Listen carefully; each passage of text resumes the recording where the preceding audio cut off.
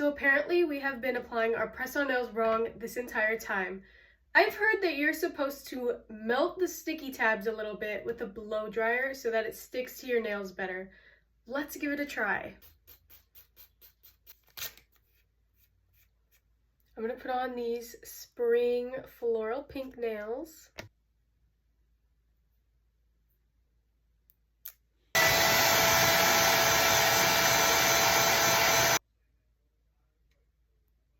They definitely feel stickier than I remember.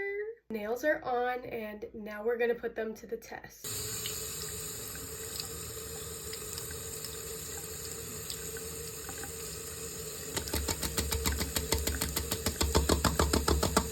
Okay.